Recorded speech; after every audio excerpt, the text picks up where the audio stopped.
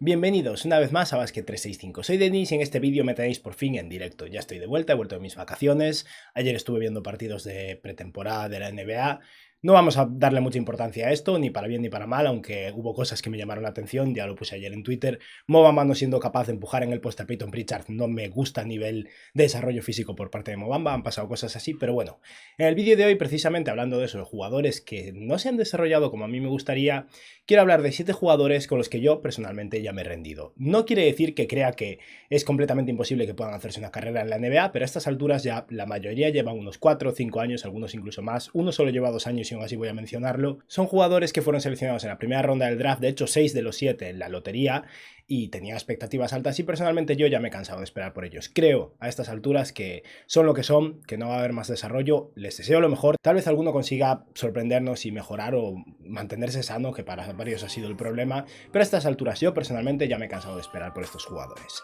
Antes de nada, si estáis aquí me imagino que es porque os interesa la NBA, así que os animo a que suscribáis, dadle a like a este vídeo en particular si os ha gustado y comentadme abajo lo que opinéis y haré así, voy a empezar.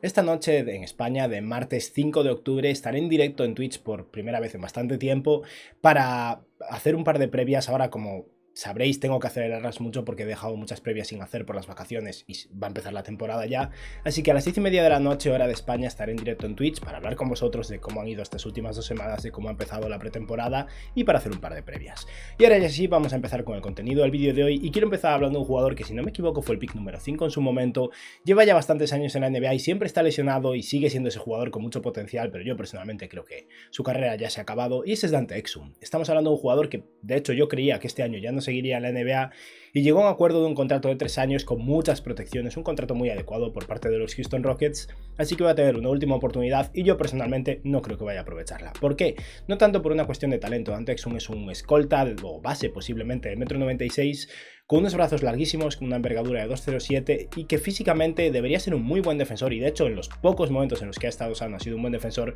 pero estamos hablando de alguien que ya tiene 26 años, llegó a la NBA con 19 y nunca ha estado realmente sano. En su carrera, Dante Exum, entre los Utah Jazz, los Cleveland Cavaliers y los Houston Rockets, ha jugado menos de 19 minutos por partido, ha anotado menos de 6 puntos y menos de 2 rebotes, con 2,1 asistencias, 2,2 triples intentados con un 31% desde 3 y un 41% en tiros de campo. Creo que Exum ha tenido oportunidades de sobra y al final en el campo, como muy buen defensor, aporta algo, pero casi nunca está en el campo, y a nivel ofensivo nunca ha sido bueno, por lo que entiendo que los Rockets, que son un equipo tanqueando y reconstruyéndole, quieran dar una oportunidad más para ver si se mantiene sano y por fin funciona, pero para mí Exum ya está acabado. Seguimos ahora con un jugador más joven, alguien que acaba de terminar su 4ª temporada de la NBA y que ya hace un par de años que estoy bastante desencantado con él. A día de hoy, como vais a ver en la mayoría de estas imágenes, el logo que pongo al fondo es el del equipo con el que o bien ha fichado o bien tiene un contrato de cara a la pretemporada para ver si se hace un hueco, y este es el caso de Dennis Smith Jr., que esta temporada hipotéticamente va a estar con los Portland Trail Blazers, tiene un contrato de pretemporada, habrá que ver si consigue hacerse un hueco porque podría quedar cortado perfectamente.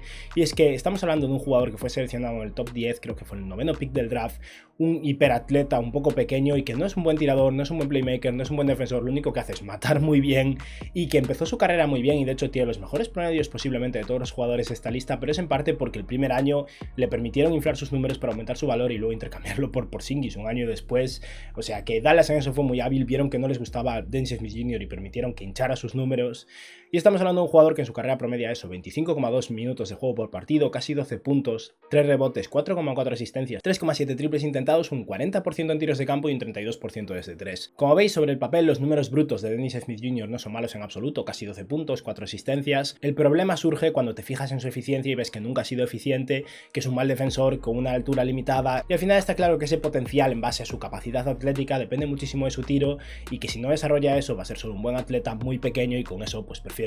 a alguien como Derrick Jones Jr., que como mínimo es alto y es capaz de defender a buen nivel. Y al final está claro a estas alturas que su potencial dependía no solo de su capacidad atlética, sino de una mejora de su tiro sobre todo, y de momento no lo ha conseguido y yo personalmente creo que no lo va a conseguir. Por eso con Dennis Smith Jr. yo ya me he rendido bastante. No me sorprendería que aguante este año en algún equipo, ya sea en Portland o en otro, tal vez tenga una oportunidad más, pero en un par de años creo que Dennis Smith Jr., a menos que mejore mucho y nos sorprenda, ojalá sea así, no va a seguir en la NBA.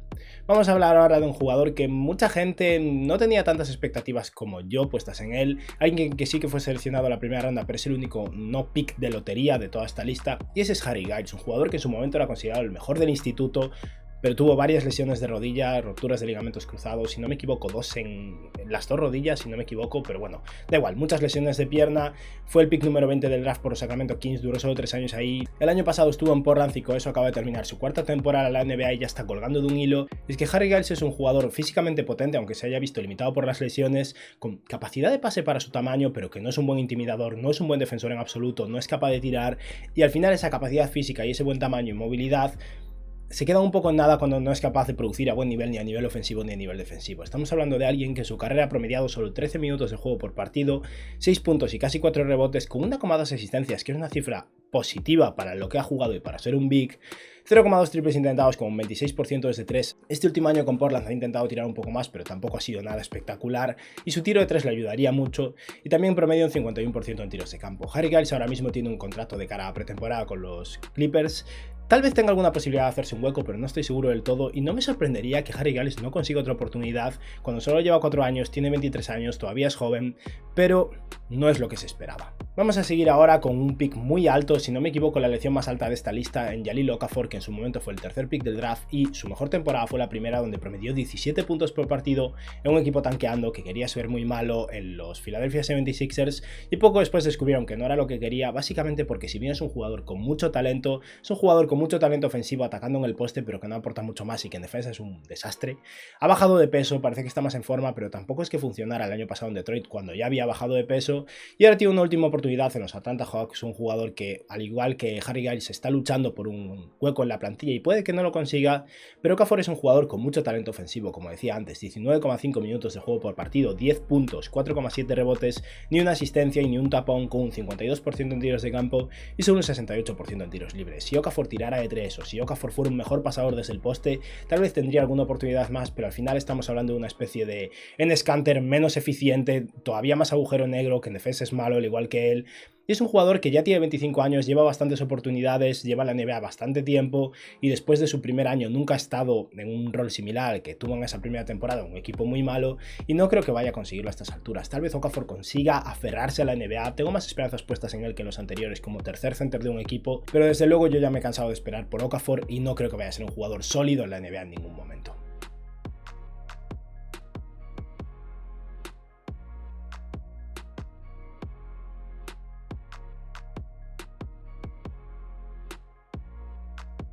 Y ahora voy a hablar de un jugador que acaba de terminar su segunda temporada, que solo tiene 21 años, o sea que todavía tiene mucho margen de desarrollo, pero yo personalmente ya no voy a estar prestando la atención porque no acabo de ver lo que debería ver en él. Y ese jugador es Romeo Langford, un jugador de mi equipo favorito, de los Boston Celtics, al que he visto mucho en lo poco que ha jugado, porque en 2 temporadas ha jugado solo 50 partidos. Y para empezar, el problema es que no me fío de su salud a estas alturas, me empiezo a preocupar ya. Problemas de muñeca sobre todo, pero al final siempre hay algún motivo por el que no está en el campo. Y aparte de eso, el problema con Romeo Langford no es él como jugador ni su talento, porque es un jugador con talento y que ha sido muy sorprendente a nivel defensivo, es algo que aporta. Pero a día de hoy lo único que le veo aportar es intensidad en defensa y ni siquiera es que sea tan bueno, simplemente trabaja y es un buen atleta. Pero estamos hablando de un chaval que llegó a la NBA y que fue drafteado con el pick número 14 porque era alguien muy talentoso, sobre todo en instituto, que ya decepcionó en la liga universitaria, pero después de un año se presentó al draft y los Celtics se la jugaron. Y estamos hablando de alguien que no es un buen tirador, no era un buen triplista tampoco en la universidad, era uno de esos jugadores capaces de conseguir canastas cuando lo necesitan, esa era su principal habilidad,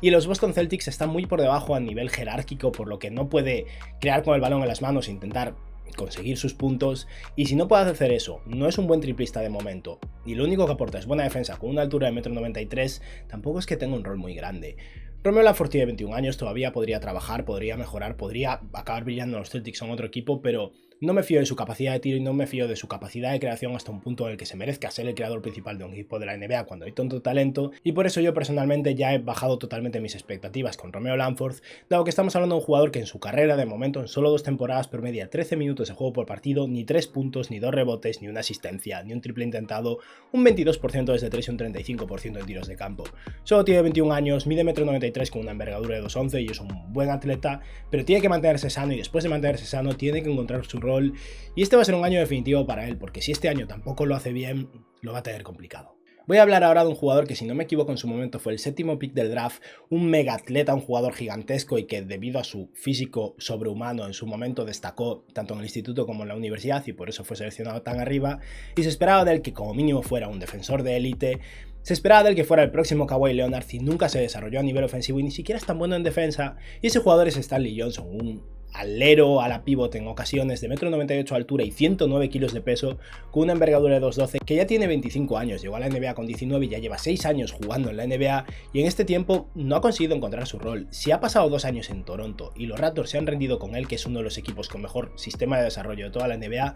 a mí esto me indica que Stanley Johnson lo tiene complicado y ahora mismo está luchando por una plaza en los Chicago Bulls. Puede que la consiga, puede que le quede una oportunidad más. A base de defensa tal vez se consiga hacer un hueco, pero desde luego nunca va a ser lo que se esperaba que fuera, dado que estamos hablando de un jugador que en su carrera promedia menos de 20 minutos de juego por partido, 6 puntos, 3 rebotes, 1,4 asistencias y 2,6 triples intentados, con un 38% en tiros de campo y un 30% desde 3. No puedes llevar tanto tiempo en la NBA, ser tan potente físicamente y ni siquiera promediar un 40% en tiros de campo. Este es mi mayor problema con Stanley Johnson,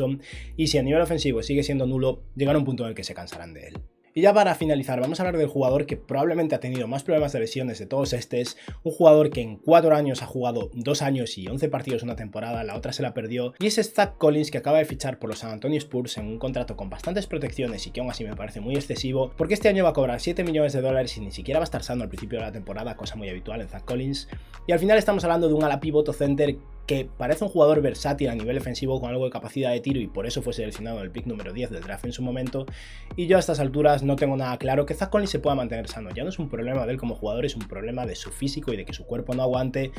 porque sus primeros 4 años han sido preocupantes y las lesiones se siguen acumulando, ya sea en el hombro, ya sea fracturas en el pie, una tras otra. Llega un punto que yo ya no creo en Zach Collins, pero San Antonio sí que lo hace. Estamos hablando de un chaval que en su carrera ha promediado menos de 18 minutos de juego, menos de 6 puntos y 4 rebotes, ni una asistencia, 1,6 triples intentados con un 32% desde 3. Como veis, tiene el potencial de tirar de 3 como un jugador de 2,11, pero no es un triplista confiable en absoluto, al menos de momento, y un 44% en tiros de campo. La idea de Zach Collins está bien, como un jugador eso, que puede jugar un poco a la pivot, puede jugar un poco de center, depende del contexto, capaz de tirar un poco, que posiblemente con minutos y estabilidad podría tirar mejor de 3, y capaz de hacer su trabajo a nivel decente con una ligera habilidad de pase, pero el problema es que no es capaz de jugar, y si no es capaz de jugar, no sé, tampoco es que aporte demasiado, ¿no? Y con esto ya hemos acabado de hablar de los 7 jugadores con los que yo personalmente ya me he rendido. Puede que haya gente que todavía tenga esperanza en alguno de ellos. Os animo a que me digáis en los comentarios en cuál de estos jugadores tenéis todavía esperanzas puestas. Me imagino que Romeo Langford destacará. Y nada, espero que os haya gustado el vídeo de hoy. Nos vemos esta noche en directo en Twitch, y si no, mañana y pasado estaré subiendo las previas que habré grabado hoy. Y espero que os haya gustado el vídeo y que tengáis un buen día. Adiós.